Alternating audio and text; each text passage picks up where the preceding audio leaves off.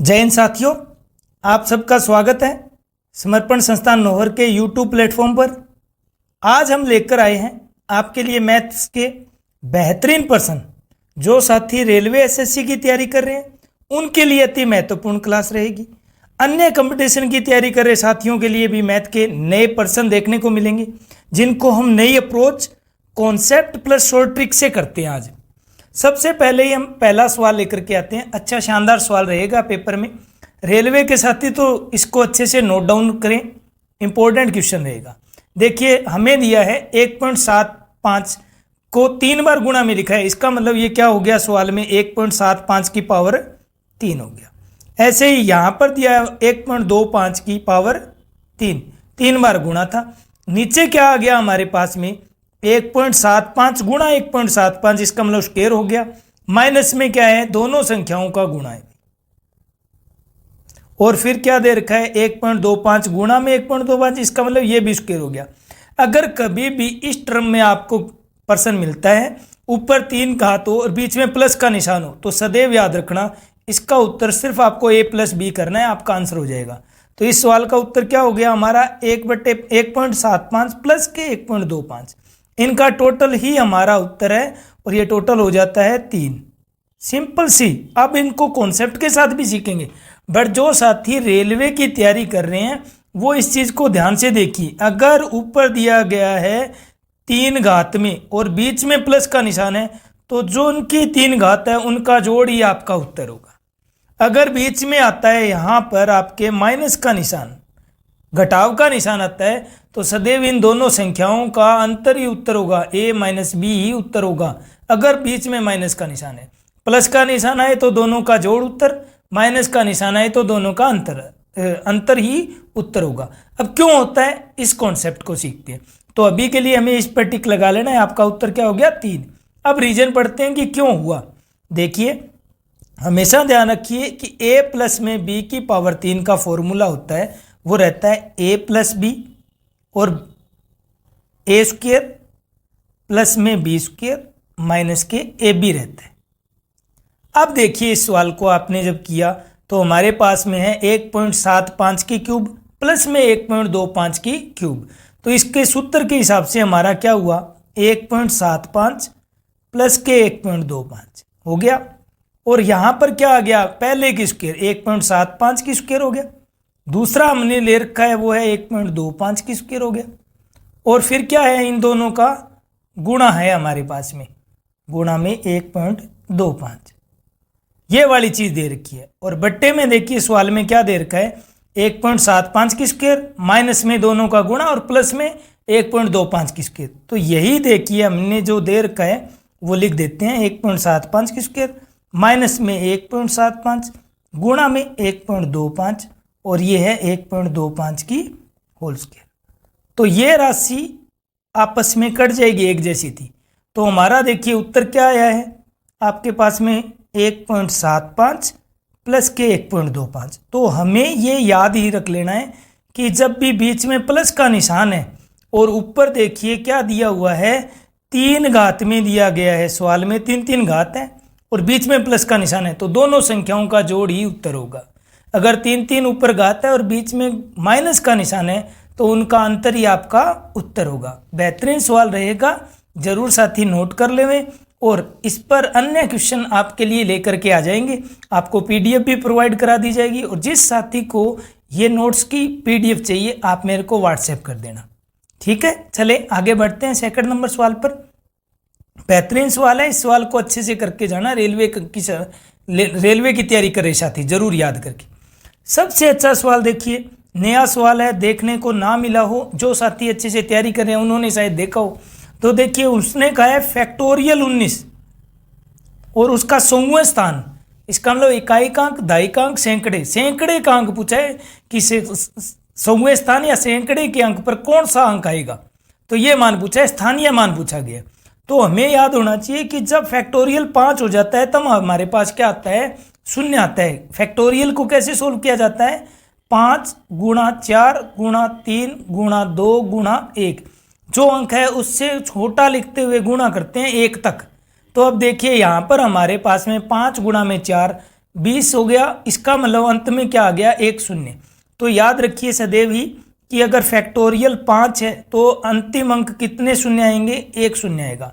अगर फैक्टोरियल 10 है तो हमारे कितने शून्य आएंगे पीछे संख्या के, 2 शून्य आएंगे। अगर फैक्टोरियल 15 है तो हमारे पास 3 शून्य आएंगे, जो भी गुणा होगा उसके अंत में 3 शून्य आएंगे। और अगर फैक्टोरियल 20 है तो आपके पास कितने शून्य हो जाएंगे, 1 2 3 4। अब सवाल में देखिए उसने क्या दे रखा है, हमें दे रखा है फैक्टोरियल 19 का मान पूछा है। तो फैक्टोरियल 19 देखो 20 से कम है और 15 से ज़्यादा, तो ध्यान रखो 15 वाले में कितने शून्य आ गए फैक्टोरियल 19 के लिए, अंत में 3 शून्य आ गए। इसका मतलब ये इकाई का अंक, ये दहाई का अंक और ये सैकड़े का स्थानीय मान या 100वें स्थान का मान का अंक पूछा है। तो आपका उत्तर क्या हो गया, शून्य हो गया।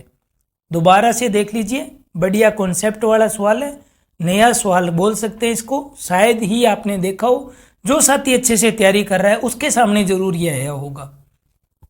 फैक्टोरियल 19 के 100वें स्थानीय मान का अंक पूछा है, इकाई का अंक, दहाई का अंक, सैकड़े के अंक स्थान पर जो अंक बैठा है उसका मान पूछा है।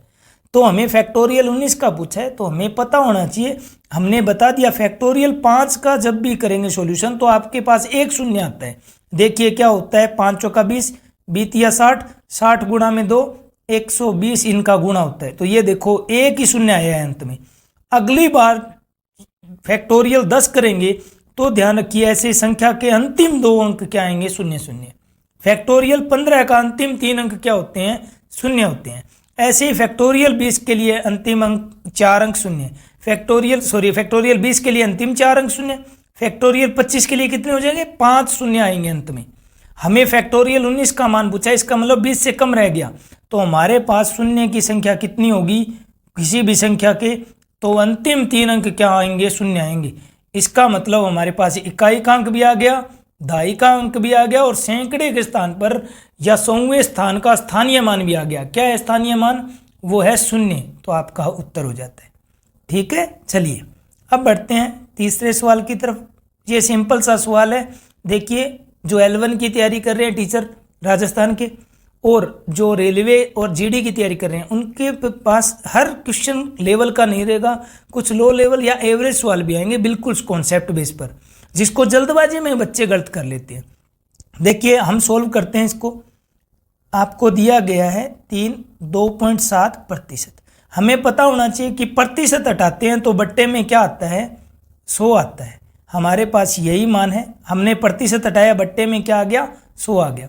ऊपर से आपने एक पॉइंट और हटा दिया, आपका मान क्या हो गया, अब 1000 हो गया, एक शून्य और आ गया। अब हम जानते हैं कि किसी भी रूट के ऊपर अगर m लिखा हुआ है आगे इस पर, तो इसका मान ही होता है 1 की पावर 1/m। इसका मतलब ये वाला जो मान आया है वो आपका है 27/1000 की पावर कितनी है, 1/3। इसका मतलब क्या हुआ कि हमें घात को सोल्व करना है, तो 27 को लिख सकते हो 3 की 3 और 10 को लिख सकते, 1000 को लिख सकते हो 10 की 3, बाहर है 1/3। जब इसको सोल्व करेंगे आपका मान आएगा 3/10।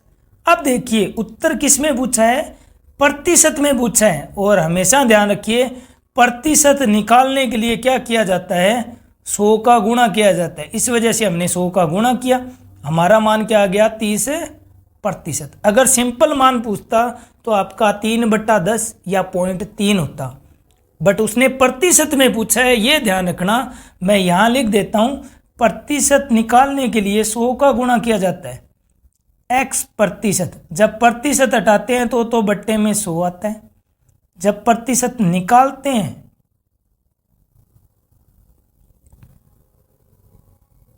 तो गुणा में 100 किया जाता है, ध्यान रखना।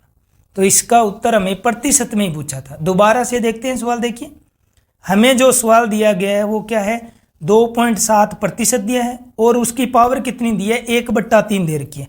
हमने प्रतिशत हटाया, 100 लगाया और पॉइंट हटाया तो एक शून्य बट्टे में और आ गया।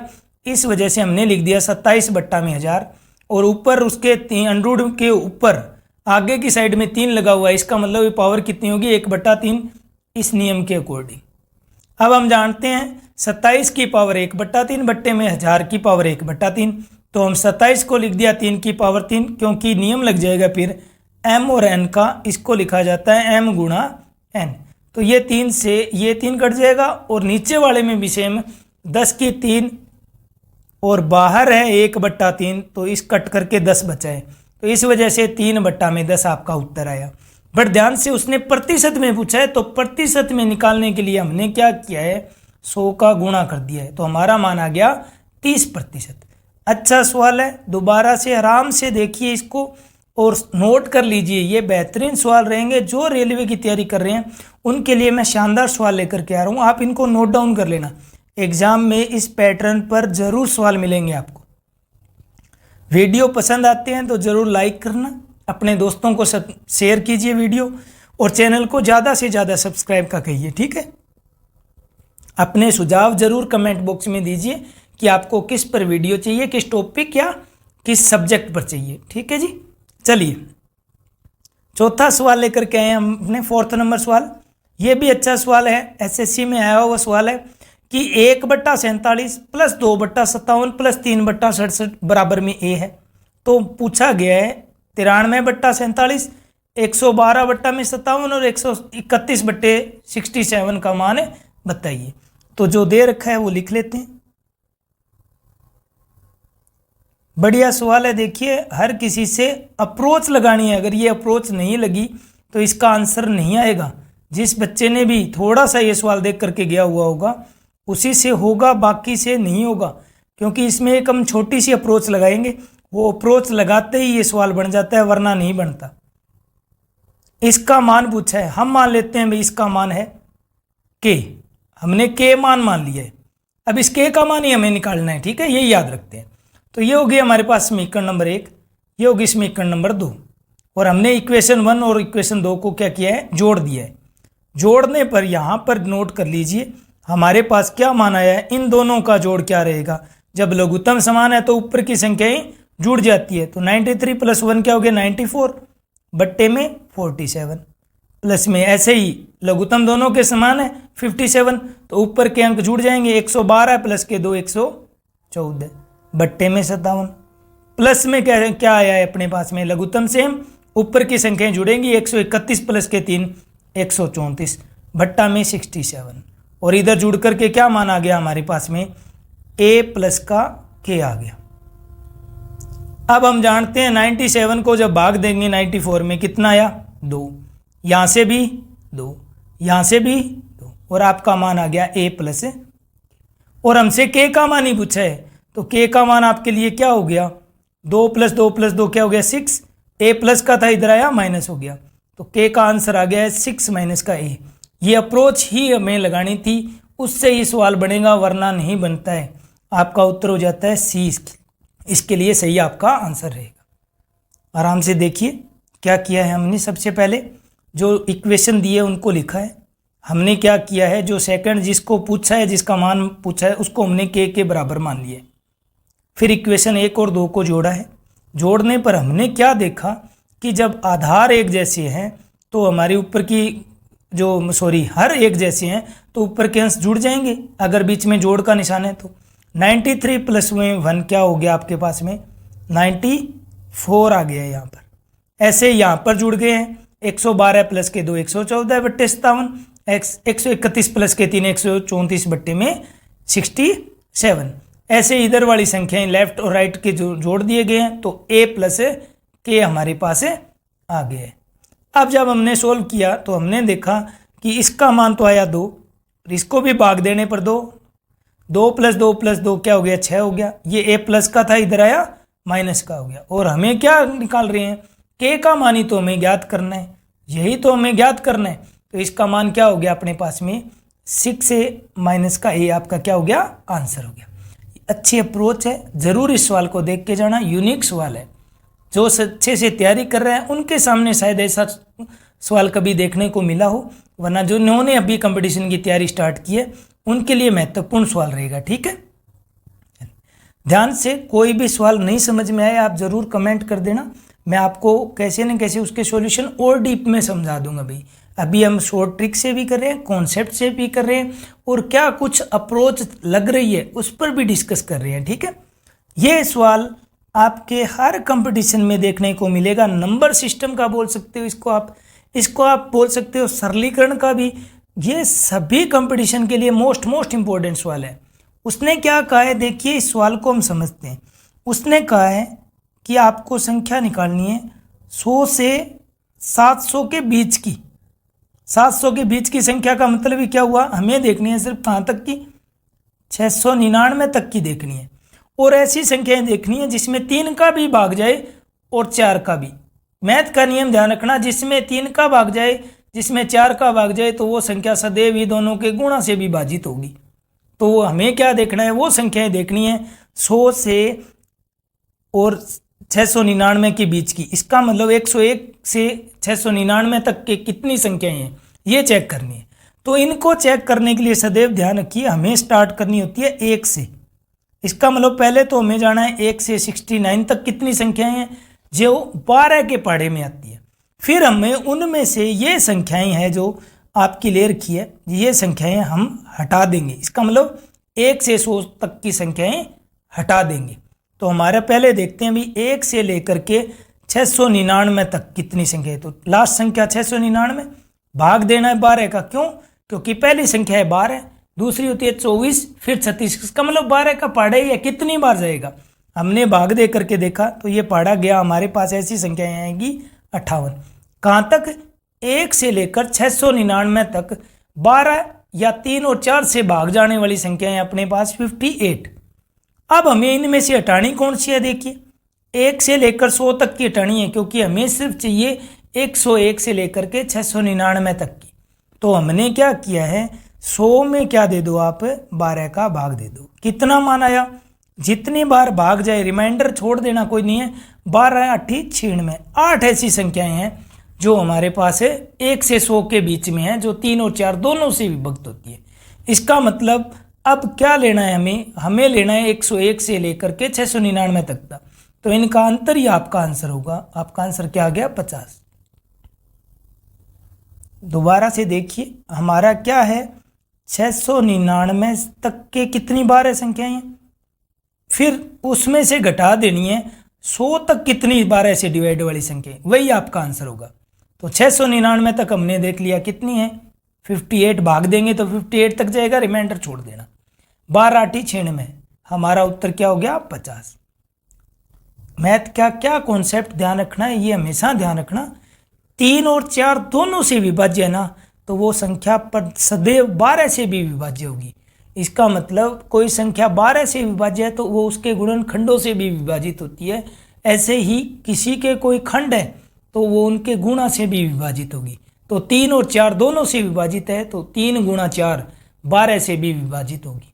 हमें यही निकाली है संख्याएं कि हमने पहले 1 से लेकर 699 तक, क्योंकि उसने 700 के बीच की पूछा है, तो 1 से 699 के बीच में हमने देख ली, और फिर हमें 101 से 699 देखनी थी। इसका मतलब हमने 100 तक की संख्याएं उसमें से घटा दी। तो हमारा उत्तर आ गया है 50। बेहतरीन सवाल है, नोट कर लेना। इस कॉन्सेप्ट पर आपको सवाल दे दिए जाएंगे नेक्स्ट वीडियो में, फिर आप अपने उन पर भी सवाल कर लेंगे, ठीक है। और आप कोई बुक में से कीजिए, जहाँ कुछ भी दिक्कत आए आप मेरे को फ़ोटो भेज सकते हो, मैं उन पर भी वीडियो बना दूंगा। सॉल्यूशन लंबे नहीं करने, रेलवे की तैयारी करें, जीडी की तैयारी करें, या जिनका ऑनलाइन एग्जाम है उनको छोटी अप्रोच प्लस प्रैक्टिस चाहिए। जिसने अभी मैथ स्टार्ट किए तो ध्यान से, हम अचानक शॉर्ट ट्रिक पर नहीं जाना है। कहानी है कि शॉर्ट ट्रिक वाले सवाल नहीं आए तो हमें कॉन्सेप्ट आना ज़रूरी है। कॉन्सेप्ट से ही शॉर्ट ट्रिक बनती है, हमेशा ध्यान रखना।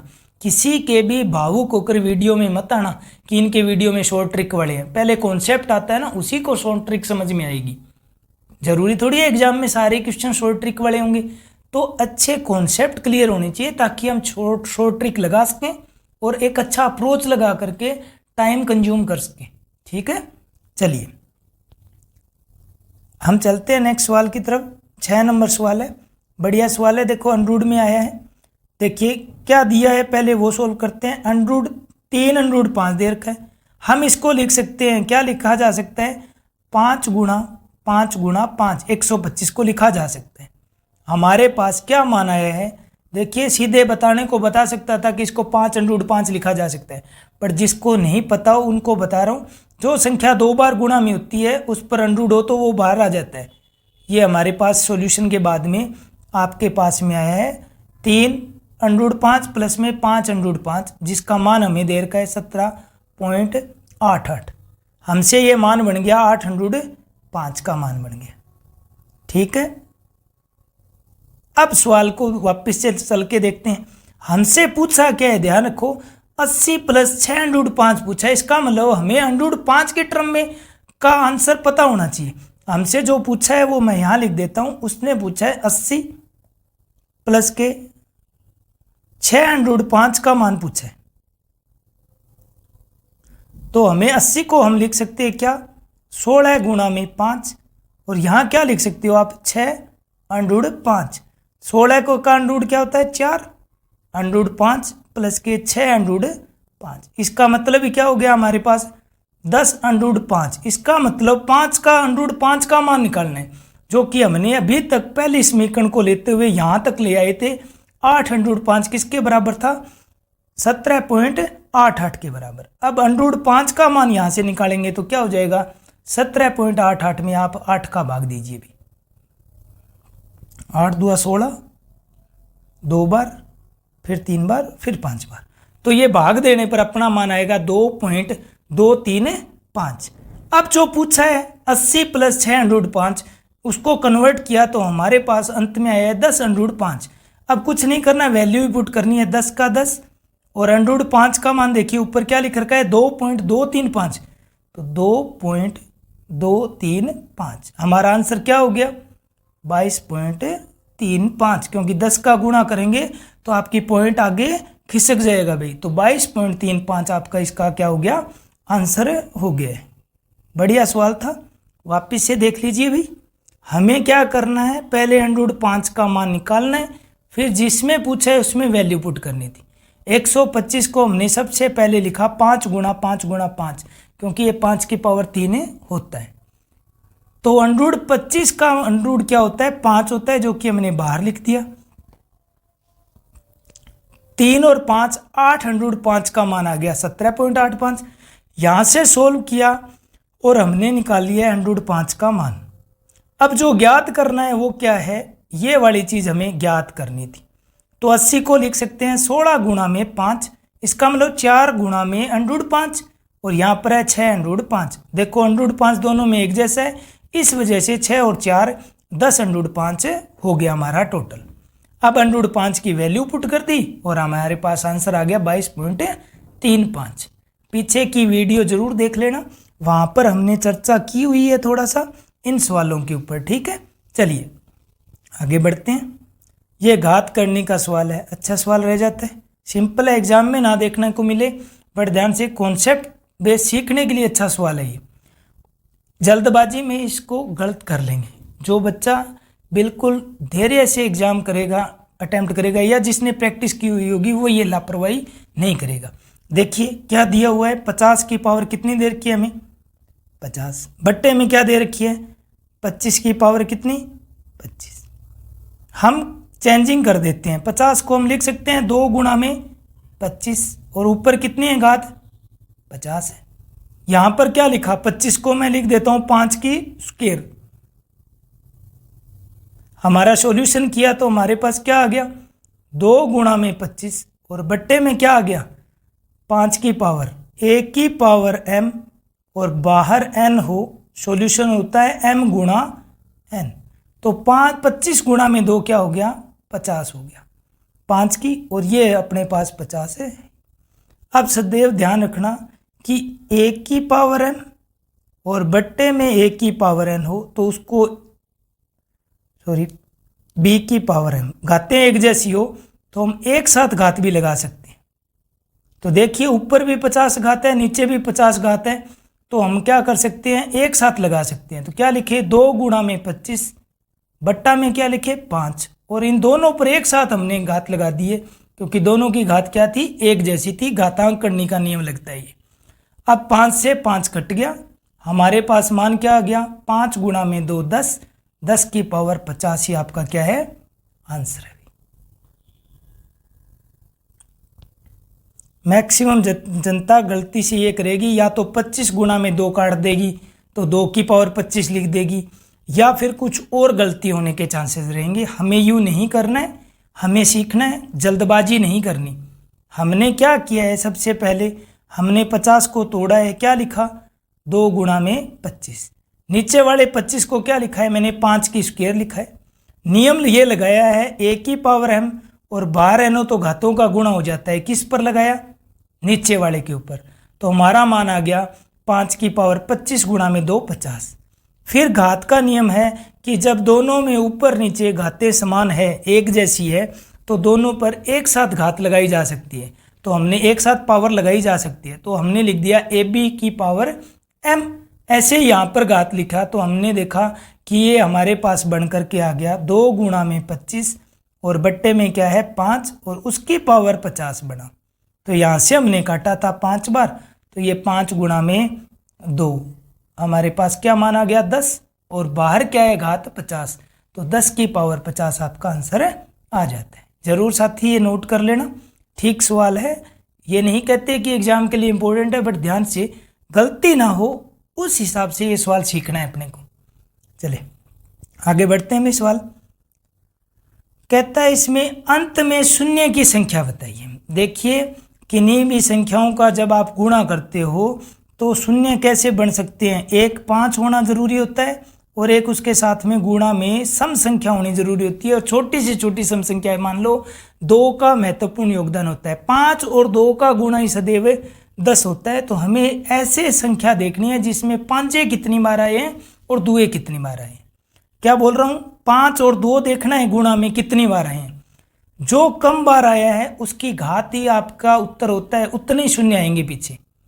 देखो मैं 35 को एक बार के लिए सिखा देता हूँ कि 35 को क्या लिख दूँ, 7 गुणा में 5।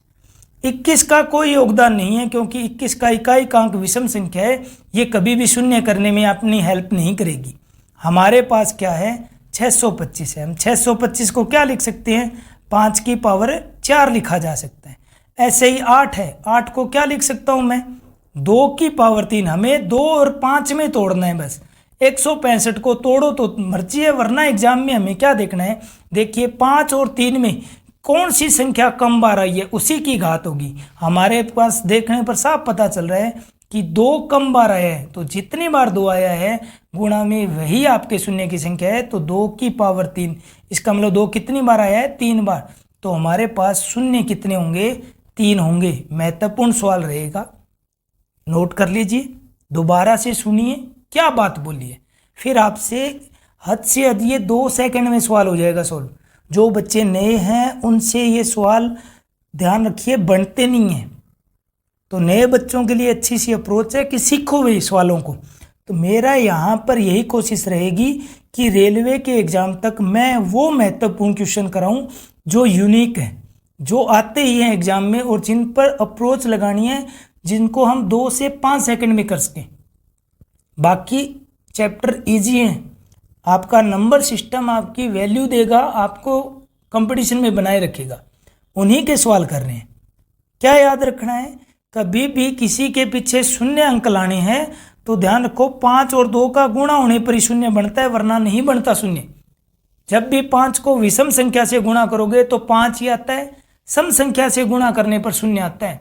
तो हमें 5 और 2 देखने हैं, जो भी संख्या दी गई है उसमें जो कम बार आया है, ध्यान रखिए मैं बोल रहा हूँ जो कम बार आया है। अगर 5 कम बार आया है तो 5 की घात देख लीजिए कि कितनी बार आया है। अगर 2 कम बार आया है तो 2 की घात देख लीजिए कितनी बार आया है, वो घात उसकी पावर ही उसका उत्तर होगा। तो यहाँ खुद देखो 5 की पावर 4 और 5 की पावर 1, यहीं से इन 2 में ही कंपेरिजन करें, अपने आगे वाले में तोड़ते ही नहीं है चलो 165 को, तो हमें पता चल गया कि ये तो 5 की पावर 3 से ज़्यादा हो गई और ये क्या है 2 की पावर 3 ही है। इसका मतलब छोटा कौन है, अभी 2 की पावर 2 कम बार आया है 3 बार, तो जो कम बार आया है उसकी घात ही आपका उत्तर होगा। तो 2 कम बार आया है उसकी घात कितनी है, 3 बार ही आया है, तो आपका 3 शून्य आएंगे, ध्यान रखना पीछे। और जिसके पास कैलकुलेटर से यूज करके देख लेना, अगर ये कॉन्सेप्ट क्लियर हो जाए तो इसको याद रखना है, इसको 1-2 सवाल पर अप्लाई कीजिए, अपने आप आपसे तैयारी हो जाएगी। ठीक है, बढ़े आगे सवाल की तरफ। शानदार सवाल रहेगा। देखिए जितनी बार आपके पास ये पद चले हैं वो ध्यान रखना। देखो हमें इसका टोटल करते हो तो ये रहता है 1 प्लस जो आगे की संख्याएं होती हैं इनका जोड़ होता है 11 प्लस 111 प्लस 1 1 1 1 प्लस में 1 2 3 4, ये संख्याएं आगे आगे की जुड़ जाती है, ध्यान रखना। फिर जो बच गए उनका जोड़ ले लेना। हमारे पास क्या है, आधा और 1/2 प्लस 1/2 1, 1/2 प्लस 1/2 1 और आधा, इसका मतलब क्या हो गया 2.5 हो गया। एक तो तरीका है कि आप इनको टोटल करो और फिर आप आंसर लिख दो। और एक ध्यान रखिए क्या कर रहे हैं, ये अप्रोच देखिएगा अच्छे से। कितनी बार एक आया है, देखो 1 बार 2 बार 3 बार 4 बार 5 बार। अगर ये संख्या 5 बार आई है, कितनी 1 1 1 और 1, ये 5 बार आ गया है, तो ध्यान रखो इसको करो आप 5 से गुणा, इसको करो आप 4 से गुणा, इसको 3 से, इसको 2 से और इसको 1 से। और फिर क्या कर लो, इनका मान लिख लीजिए। हमारे पास मान क्या आ गया 5 4 3 2 और 1। हमारे पास आगे की संख्याओं का सॉल्यूशन हो गया है। बाकी जो 1/2 1/2 1/2 5 बार है उसका मान हमने निकाल रखा है, कितना है 2.5। इसमें जोड़ दो आप 2.5, हमारा मान क्या आ जाता है 1 2 3 4 5 और 2 7 पॉइंट में 5। आपका उत्तर हो जाता है बी। ठीक है, बेहतरीन सवाल रहेगा, दोबारा से गौर कीजिए। यहाँ पर अगर 1 के नहीं है तो कोई और अंक हो तो आप उसका सवाल उस पर भी एप्लीकेबल रहेगा। मैं लिख देता हूँ एक सवाल और, अगर आप करना चाहो तो। देखिए ये आप लोग कोशिश करना कि आपसे हो जाए। 3 सही है 1/3 प्लस में 3 3 1/2 प्लस 3 3 3 1/2 प्लस में और लिखना चाहो तो लिख लेना, वरना यहाँ तक करो तो आपकी मर्जी है। ध्यान रखो कितनी बार दिए गए हैं, 4 बार तक गए हैं, तो हमें इसको तो करना है किससे गुणा, आगे आगे वाले तीयों का गुणा करते हैं और इनकी कैलकुलेशन कर लेंगे। आधा आधा 1 आधा आधा 1, इसका मतलब कितने हो गए टोटल, इनका टोटल तो हो गया 2। इस 3 को 4 से गुणा करना है, इसको 3 से, इसको 2 से और इसको 1 से। 4 तिया 12 है, एक हंसिल रहेगी, एक कैरी रहेगा, आगे चला जाएगा 3 तिया 9 और 1 10। ऐसे ही आपको गुणा कर लेना है और उसमें 2 जोड़ देना है। ठीक है, मैं वापस से चलूँ सिखा देता हूँ। देखिए हमें क्या करना है, कितनी बार 1 के आए हैं लास्ट में, देखिए कंटिन्यू देखना है, 1 फिर 2 फिर 3 फिर 4 और फिर 5। अगर 5 बार आए हैं तो पीछे से स्टार्ट हो जाओ कम से गुणा करते हुए, पहले 5 फिर 4, देखिए पहले 5 से फिर 4 से फिर 3 से फिर 2 से 1 से, इनका गुणा करके ही लिख दो। अगर कोई इनको गुणा करने पर कैरी आती है तो आगे वाले में जोड़ते हुए चलेंगे। फिर जो बाकी बच गए, कौन कौन बच गए, 1/2 5 बार है गुणा में, तो इसका मान होता है 2.5 या 2.5 बोल सकते हो आप इसको, 2.5। तो 2.5 हमने जोड़ दिया है। जिस साथी को ये ना समझ में आए जरूर कमेंट करना। सबसे अच्छा सवाल है, अप्रोच लगानी है, जल्दी होगा, आपको टाइम बचाना है रेलवे के लिए। ध्यान रखना रेलवे एसएससी वाले पक्का सवाल आएगा, इंपॉर्टेंट मोस्ट इंपॉर्टेंट लगा लेना इस टाइप का सवाल। यहाँ पर 1 1 है, वहाँ पर 3 3 हो सकता है, 2 हो सकते हैं, 4 हो सकती है, संख्याएं बदल सकती है। ध्यान रखना अप्रोच यही रहेगी कि लास्ट में देखनी है बढ़ते हुए में कितनी बार गया है, जितनी बार गया है पीछे से गुणा करते हुए चलो। कैसे, 5 4 3 2 1 और बाकी बचे हुए को जोड़ करके इसमें जोड़ दीजिए, आपका आंसर होगा भाई। 10 नंबर सवाल आप सबको घर से कर लेना है भाई। आप कमेंट बॉक्स में बताना कि 10 नंबर का आपका आंसर क्या है। ठीक है, जिसका आंसर सही होगा तो अच्छे से तैयारी लगा हुआ है। और जो साथी वीडियो देख रहे हैं पूरा देखिए, मैथ आपके लिए स्कोरिंग सब्जेक्ट रहता है, इसका डर निकालते हैं हम। छोटे से अप्रोच कॉन्सेप्ट या वो क्वेश्चन करते हैं जो पक्के एग्जाम में आते हैं। ठीक है, चलिए सवाल नंबर 11 बढ़िया सवाल रहेगा। उसने पूछा है कुल गुणनखंडों की संख्या ज्ञात करो। अभाज्य गुणनखंड नहीं पूछा है, कुल गुणनखंड पूछा है। तो हमें सबसे पहले तो पता होना चाहिए, देखो जिसको मौखिक रूप से इनको तोड़ना आता है वो आराम से कर सकता है। देखो इस संख्या को तोड़ूं तो मैं क्या लिख सकता हूँ, 147 गुणा में 10। फिर मैं 147 को अगर दिमाग में याद रहे तो हम तोड़ सकते हैं 49 गुणा में 3 गुणा में 10। और 10 को लिखो तो आप क्या लिख सकते हो, 2 गुणा में 5। अब 49 क्या हो गया, 7 की स्क्वायर, ये क्या हो गया 3 की पावर 1, ये हो गया 2 की पावर 1, और ये अपने पास 5 की पावर 1। हमने क्या किया है, 1470 को तोड़ लिया है।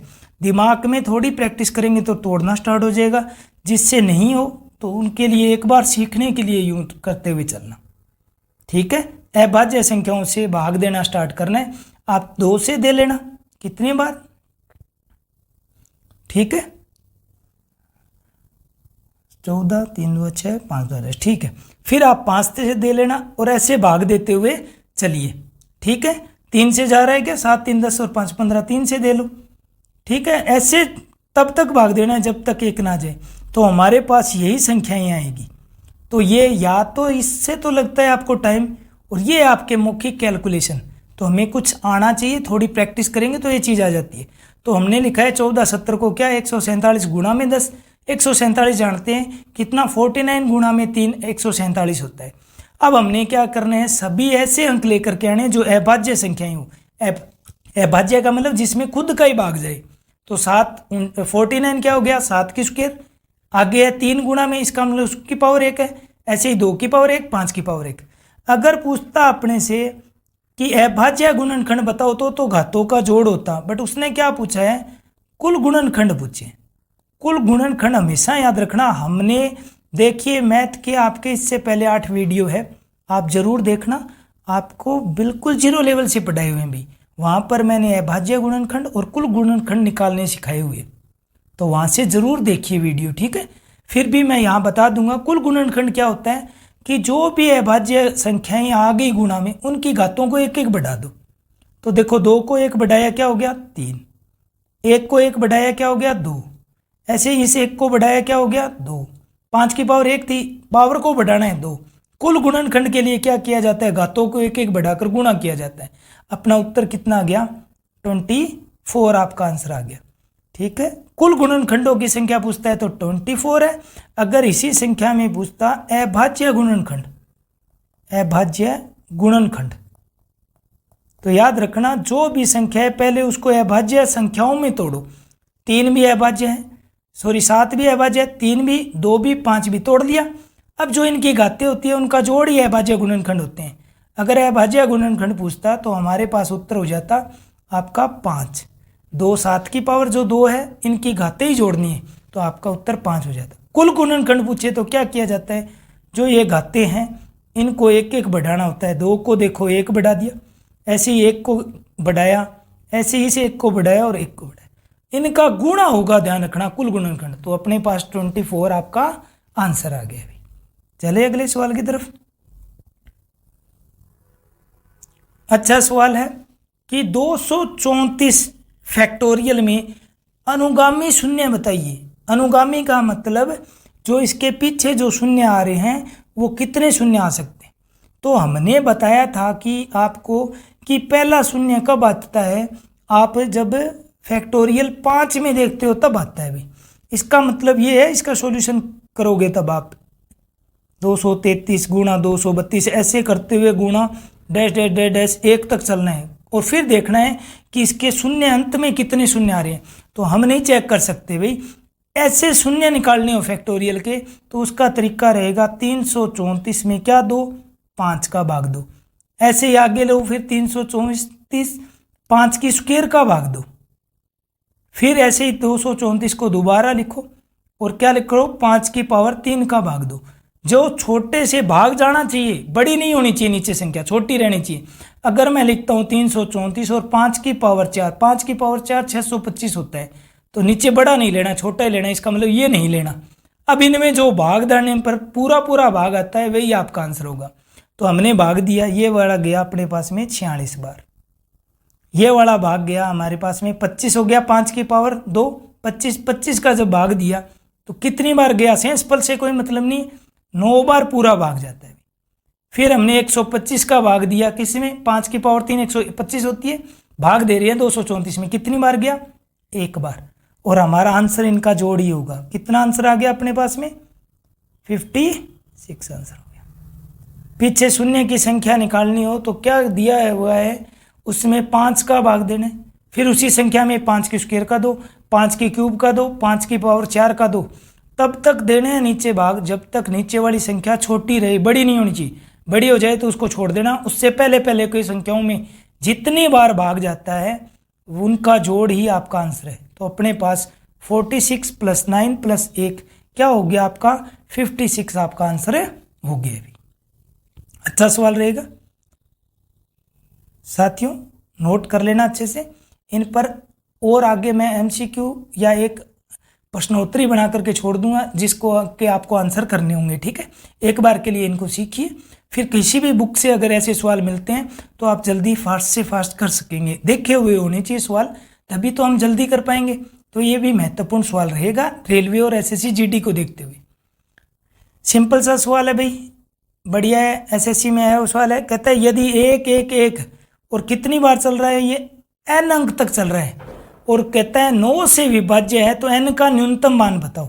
हम जानते हैं 9 का भाजकता का नियम क्या कहता है, जैसे में 3 + के 36 है तो इन दोनों अंकों का योग क्या होना चाहिए, 9 होना चाहिए। ऐसे ही उसने क्या कहा, ऐसी संख्या है जो 1 1 1 1 1 1 चलती जा रही है, तो ये कब 9 से विभाज्य होगी। तो हमें पता है ये 9 18 27 इनका टोटल होगा तभी तो 9 से विभाज्य होगी। बट उसने क्या पूछा है, ये n बार चलती है, यहाँ तक चल रही है तो n बार चल रही है, तो n का न्यूनतम मान बताओ जिससे 9 से विभाज्य हो जाए। तो हमें पता होना चाहिए इनका टोटल क्या हो जाना चाहिए, 9 हो जाना चाहिए। तो हमें पास ये कितनी बार आएंगे, एक के 9 बार आएंगे भाई, 3 3 6 7 8 और 1 9, इनका टोटल 9 हो गया।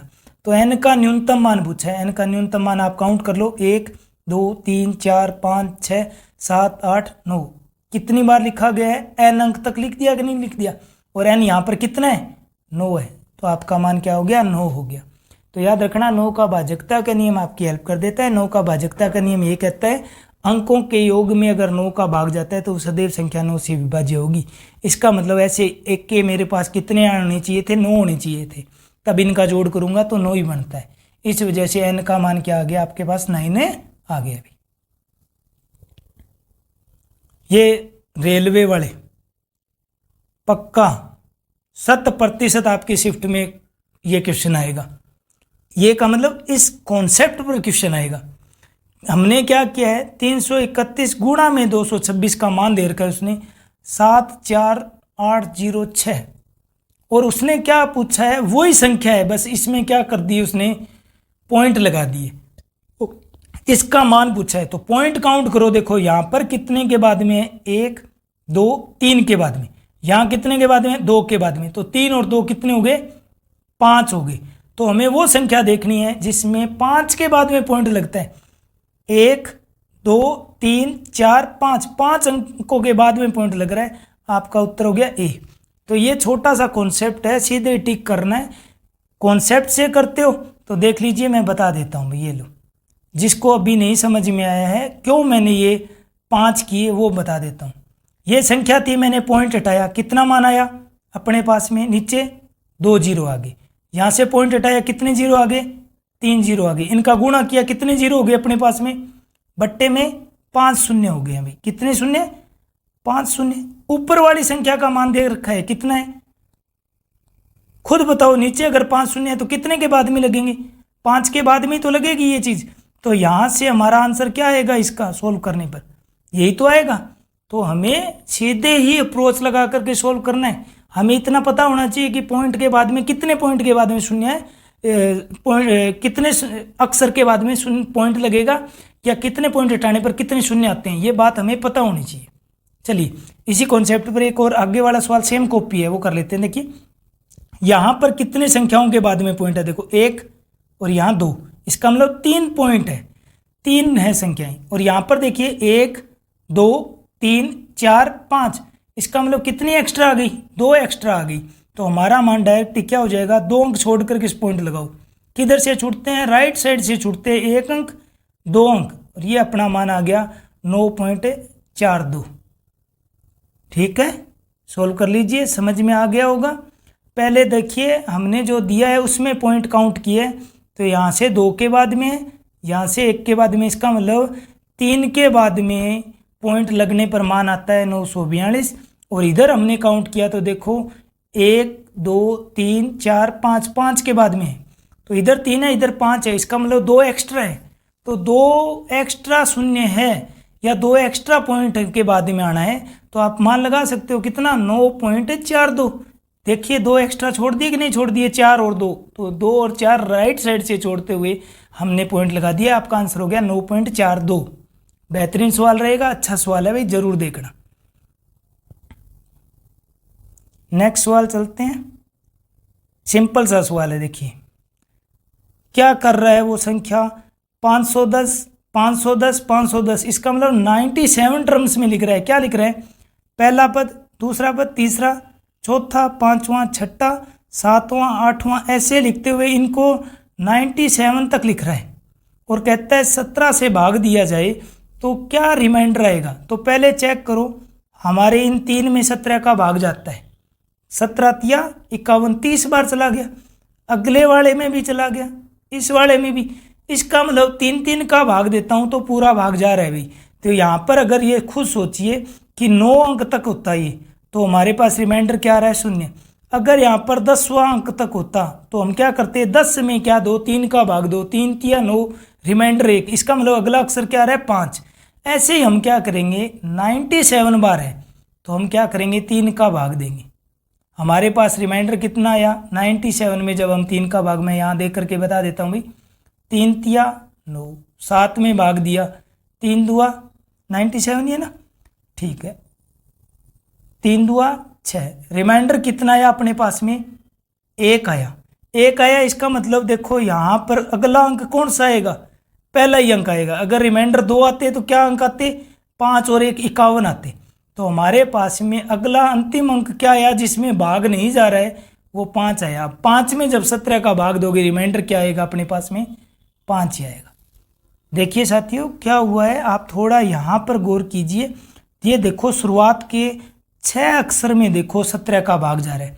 अगर ये कितनी बार ऐसे अक्षर, 97 बार है, हम 6 नहीं पढ़ते, हम कहते हैं भाई 7 अक्षर मान लो, ये 7 है तो खुद बताओ यहाँ तक तो हमारा पूरा भाग चला ही गया, तो अक्षर कौन से में नहीं गया, 7वें में नहीं गया। तो वो 7वां अक्षर क्या है, 5 है। कैसे पता चला, 7 में आपने भाग दिया 3 का, 3 दुआ 6, रिमाइंडर 1 आया। 1 आने पर कौन सा अंक आ रहा है, अगला ही रिपीट हो रहा है, 5 ही आ रहा है। तो आपके पास में क्या रिमाइंडर बच गया, 5 रिमाइंडर बच गया। अच्छा सवाल है, जरूर नोट करना। नहीं समझ में आया हो मैं बार बार कहूँगा दोबारा पूछ लेना, आप कमेंट बॉक्स में लिख देना, नेक्स्ट वीडियो में इसको हम ब्रीफ से कर लेंगे, ठीक है। अच्छा सवाल था, ये कॉन्सेप्ट बेस्ड सवाल है, सीखें और फिर याद रखना। हमने क्या लिखा है, ये वाला जो सवाल में दे रखा था उस सवाल को ही लिख रहे हैं।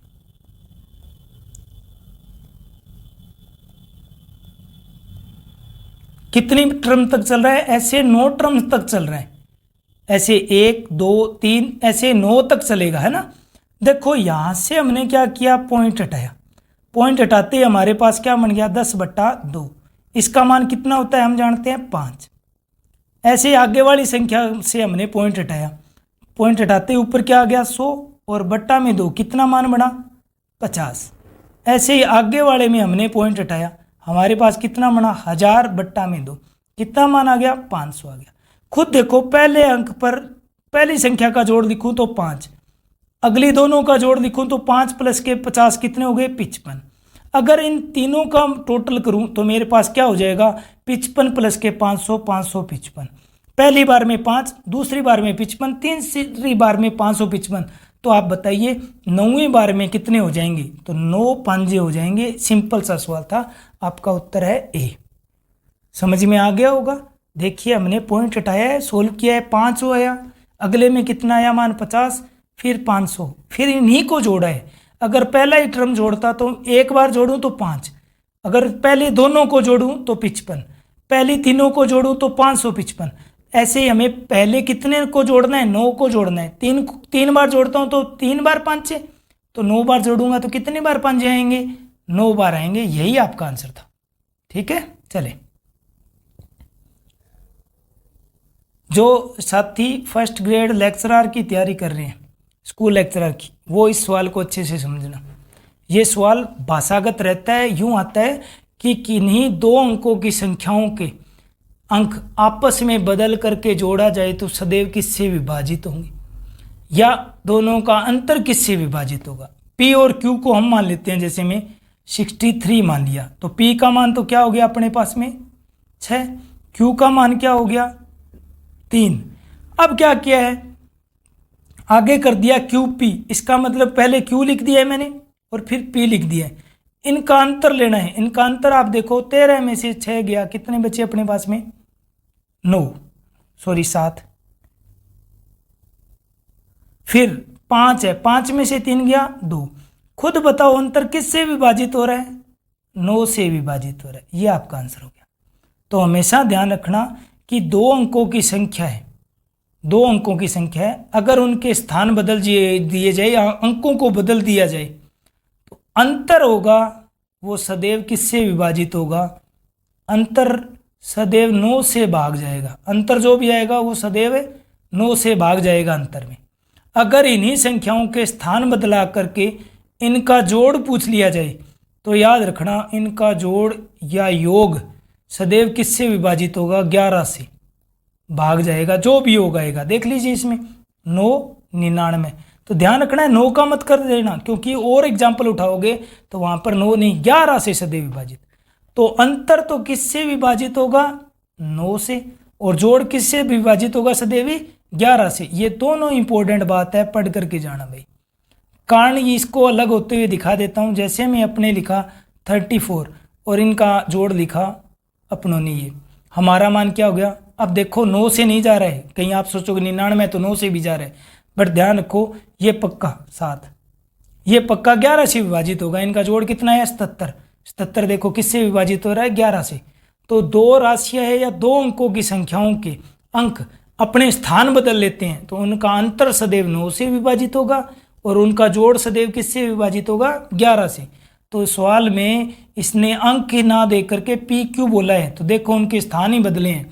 जो अंक दाई का था उसको इकाई पर ले आए और जो इकाई पर था उसको दाई पर ले गए, और उनका अंतर पूछा है तो हमने पढ़ लिया है अंतर किससे विभाजित होगा सदैव 9 से विभाजित होगा। ये लाइन अच्छे से नोट कर लेना।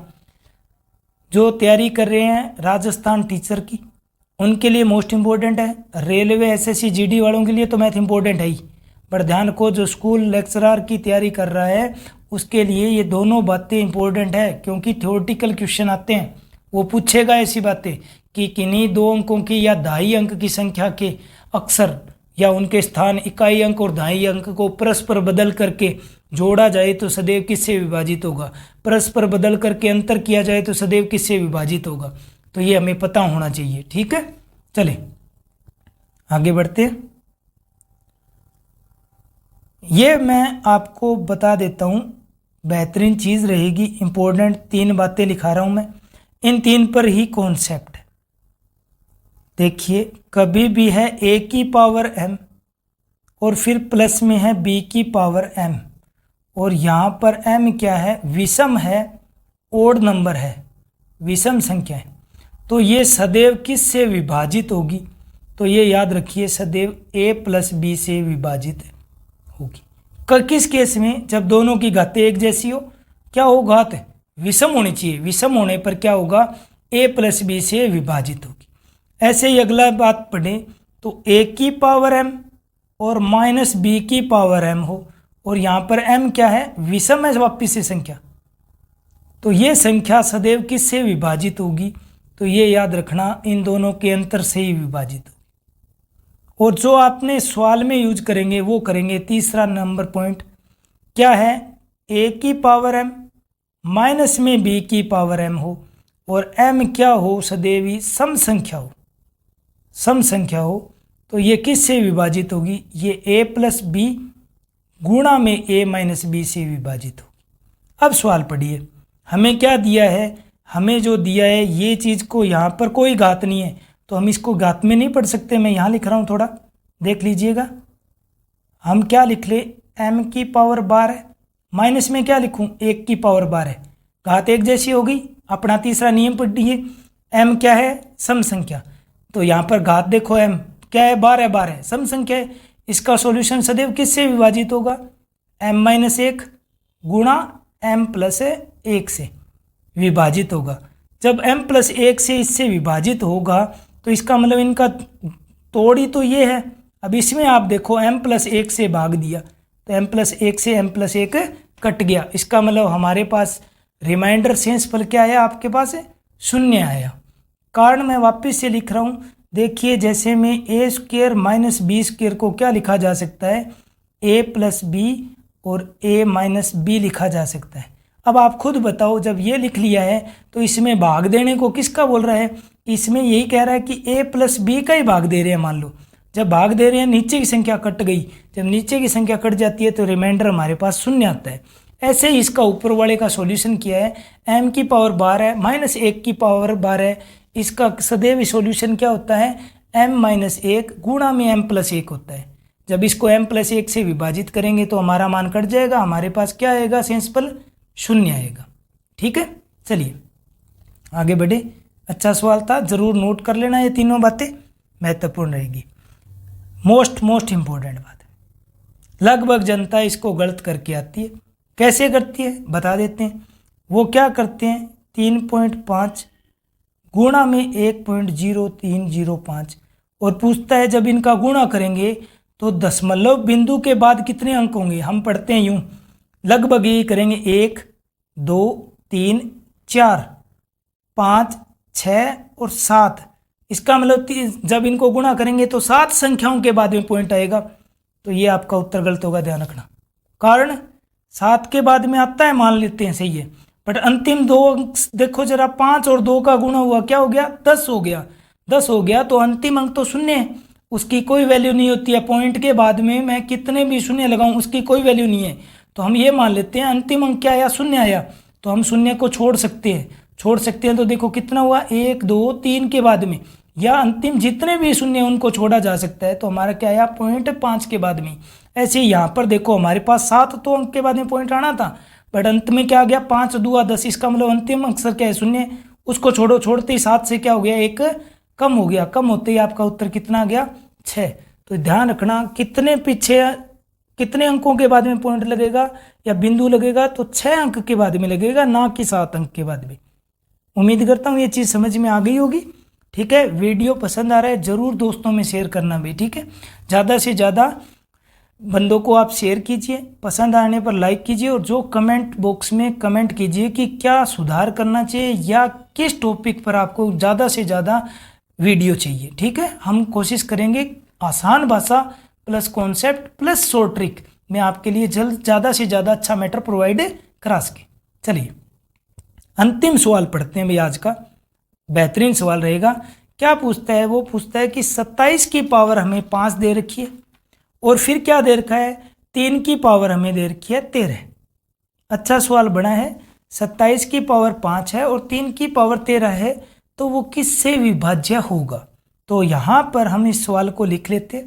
हमने लिखा 27 की पावर कितनी है, 5 है, और प्लस में क्या है, 3 की पावर 13। इसकी चर्चा करते हैं। देखिए हम क्या लिख सकते हैं, 27 को 3 की पावर 3 लिखा जा सकता है, यहाँ है 5। ऐसे यहाँ पर क्या हो गया, 3 की पावर 13। ये हमारे पास मान आ गया 3 की पावर 15, और यहाँ पर क्या है, 3 की पावर 13। अब खुद देखो, क्या मैं 3 की पावर 15 को 3 की पावर 13 गुणा में 3 की पावर 2 लिख सकता हूँ। लिखा जा सकता है, क्योंकि इनका जोड़ ही तो वापिस आएगा, 13 प्लस के 2 15 बनता है। हमारे पास यहाँ पर है 3 की पावर 13। कॉमन देखो दोनों में क्या आया, 3 की पावर 13 कॉमन लिया गया, तो हमारे पास यहाँ से आ गया 3 की स्क्वायर, यहाँ से क्या बच गया 1। हम जानते हैं 3 की पावर 3 की स्क्वायर क्या होता है, 9 प्लस का 1, ये है 3 की पावर 13। तो हमारा मान आ गया 3 की पावर 13 गुणा में 10। ये किस संख्या से पूर्णतः कट सकती है, तो आप ऑप्शन पर जाइए।